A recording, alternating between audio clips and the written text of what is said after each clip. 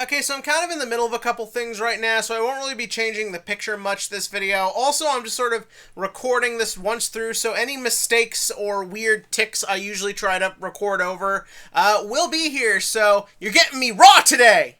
Probably not a good way to open a video considering what they did in this episode. So, welcome everybody to the episode of Yu-Gi-Oh! 7s where they stuck the cute girl characters in baseball outfits. Yes! Fake Khalid meter. I don't trust this shit. Anywho, so this episode decided to be about baseball. Did you ever think there'd be an episode of Yu-Gi-Oh! About baseball? Well, fuck you, because this is what you get. If Cardfight Vanguard can barely reference Spike Brothers except once every great while, then you get a Yu-Gi-Oh! Baseball episode where Yuma's deck was turned into baseball creatures. This was the reason I assumed they would all use parodies of protagonist decks. But no, really the only one who did was this girl. Because you think about it, the first guy, machines and like speed type stuff has always been associated with riding duels. This is like straight up Yuma's monsters, but baseball. Why? I don't know. I kind of love it. I should probably say this right now, because obviously, as many of you know, Yuma's my favorite Yu-Gi-Oh! Character. His deck, though, is not my favorite protagonist deck. I really feel like at this point I should just do a video ranking all 7 protagonist decks based on my personal taste. I feel like we've seen all we need to know of Yuga's deck to assume if we like it or not. But yeah, his deck theme is cool. They're not as cool as Heroes or Yusei's speed and like junk and all that good stuff. Oh god, that sounded dirtier than I meant it. Anywho. But yeah, no, they were cool. But this episode kind of just, like a lot of the episodes in the show, just chooses to kind of have fucking fun with it and kind of take every joke it can to the extreme. The way this episode opens, I assumed it would kind of be like last week or the week before, where the Goha president would kind of bring the theme to the characters and force them into it. No, sort of the opposite. Luke decides that he's going to be an expert baseball player and an expert at stealing bases, so that way, if they lose their current little story arc, and Yuga ends up involved in Goha and eventually works up to being Goha president, Luke can steal the seat from him. That is a setup so fucking ridiculous and convoluted. How can it not stick with you for the rest of your goddamn fucking life? Yeah, so yeah, that's the premise for this episode. So they go to the they go to the baseball field. Is this the first time baseball's been referenced in Yu-Gi-Oh?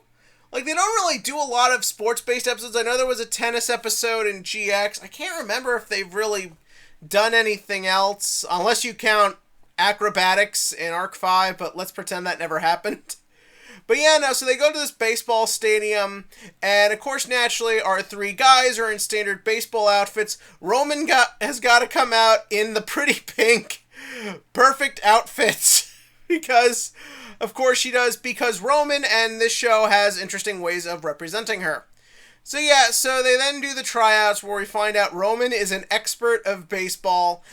Luke is in the background trying to steal bases. That's pretty funny. And so then the girl shows up. And the reason I just say the girl and not her name is not because I am trying to reference the fact she's the only fucking girl one in a show whose OP now has a segment just dedicated to the girls and there's hardly anyone there. Though that is a problem. It's hard to remember their names because they use the U gimmick the protagonists are supposed to have.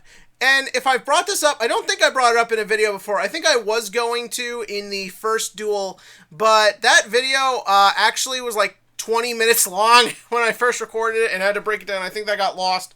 But if I did bring it up to some capacity last week or the week before, forgive me. But I sort of feel like giving them the U at the beginning of their name is weird and distracting because now it's sort of hard to remember their names because I'm like, you something or other. And also, because I've never liked the fact that all of them have to have you in their name. But to my understanding, the point was that was a thing that defined the protagonists. Their names sounded like the name of the show to some capacity. And the reason they had multiple characters have it in Arc 5 is because in Arc 5, the 5 characters who had it in very real ways were sort of the protagonists of their own story. I mean, all characters are the protagonists of their own story, but they were sort of put in roles that made them seem like they could be protagonists, especially with Yuzu. But the same argument can be made for like Yuto, Yugo, Yuri. They all could be seen as the protagonists of their universe and their own show. That is what it at least felt like was the point to it. Here, though, they haven't presented me with a reason for it. And, like, you shouldn't have to for why you name characters something, but in a world where there seems to be a very conscious reason for why Yu-Gi-Oh! Characters will have a Y and a U in the beginning of their name, it just feels a little distracting that they do it here. Also, I'm getting sort of tired of the stupid face masks, especially because in this episode, I really found the girl very funny. Like, this whole time she's been built up that she would be the serious one. She'd be the leader. No fun from her. Sort of like what they did with Nail. I mean, and it worked with Nail. I like Nail a lot. But with her, it kind of felt like that's what they were building to. And here in this episode, no. We got a lot of character moments just sort of like showing who this girl is and establishing her as a character. And I kind of felt like without the use of her mouth, there's a bit of a disconnect. Like, and that disconnect existed in Zale with the Baryons, and it existed with the Ignises in Vrains. But that was the point there. The point to the Baryons was that they'd given up their humanity. They'd given up their sense of self to be these sort of monstrous, sort of like creatures who were part of this like bigger, more complicated, darker story, and the idea was that Yuma was bringing them back to being people. There was a reason for it. With the Ignises, it was to sort of show they were these strange new life forms, and their presence in the world changed things. That was the point. Then when I gives himself a human form, it's sort of like him finally choosing his role and setting himself in a path. As we all know, that was a sad one, but that was sort of the point. I don't really get what the purpose to having the kids wear the mask is if you're going to obscure 50% of the face in a show that A, is all character, and also B, focuses a lot on sort of fun expressions and stuff. I feel like I'm almost missing out at what sort of like goofy face she could be making as she announces herself. Let's talk about that, shall we? Because of course naturally she then challenges Roman to a duel, and my god, she is so fucking funny in this. I love the way she's just announcing herself, being like, the pitcher, the hitter. I love the way the actress goes about it. She's so like this over the top, but in a way that's like followable and simple. She's over the top in a way that's uniquely her.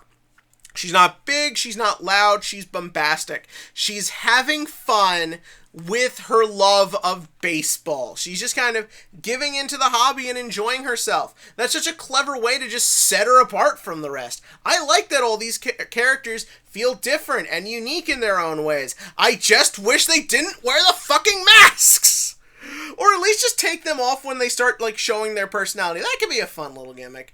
But the duel itself is a lot of fun, and it's kind of neat that Roman loses. Like, Roman's been on a hot streak and is usually portrayed as being kind of like perfect girl type character, that sort of thing. I won't use the term Mary Sue, because post-Star Wars, I'm hearing that term so fucking much, but they do focus a lot on showing Roman as being a little bit more smarter and clever and kind of being good at everything except cooking, which, okay, that was pretty funny. But yeah, I like the fact that she can lose, and that sort of like kind of changes the dynamic. This girl character now has an interesting role of being remembered as she's the one who won. That's kind of fun, and the duel itself is a fun duel. And then we get to the end of the episode where she wants to sign Roman up for her baseball team. And she's just like running, chasing her. And again, it's just a fun little different thing to do. It separates her from the other characters, and that's all I ask. And then of course the episode just kind of ends with Luke being like, oh, maybe I shouldn't steal bases. Correct. Especially when it's your senior year of high school, it's 11:30 at night, you've been dared to steal home plate, you didn't realize the security guard was there, and you had to then figure out a place to hide, so you hid under a parked truck for 45 minutes. I'm not saying that really happened to me, but I'll let you all figure it out from there. So yeah, the last thing worth mentioning, was I the only one who thought that Swirly's eyes were really funny? I mean, we all know that everything Swirly does is precious and the most perfect thing ever. But I really thought that was funny, the way the eyes were sort of positioned. He wasn't in, like, the last episode or two that much. They didn't really do a lot with him. But I really just thought it was funny, the way the eyes kind of focus on, the way they move, the way they interact. All that's clever. Like, not having the rest of Swirly's face exposed is fine, because they're doing something with it. There's a point to it.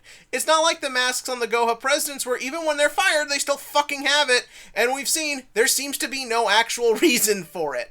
But that's just a minor design choice. The rest of the episode is fun as fuck. So as for the TCG question of the week, the remote dual YCSs were this past weekend, and they were quite the fucking spectacle. I didn't really watch that much, but I did keep up with the highlights as they went by. So what did you all think? The big thing is obviously deck representation. Tri-Brigade was still number one, though not the Zoo variant, which actually shocked me. I thought the Zoo package would still just be there just for how easy it is to use. But yeah, Tri-Brigade with Rescue Cat was like the most represented deck. Drytron, which I think is the best deck this format, also did very well. Virtual World coming out strong! I knew the deck was still good. I didn't think it would do this well. Striker did not... It was very well represented, obviously did very good, but, you know, it's really not YCS winning material at the moment, though congrats to, like, the 2 or 3 people who did get it to top 32. And the last one was Invoked variants. I thought Invoked would have been much more popular this past weekend, because, I mean, it's fucking Invoked! It's a one-card engine, damn it! But yeah, no, those are just my thoughts on the YCS. Congrats to anyone who played. The idea of just playing the virtual tournaments just drives me crazy. But yeah, tell me that below. And as always, click to like, click to subscribe, and join me next week where I'm pretty certain Gakudo duels next. That feels like it makes sense.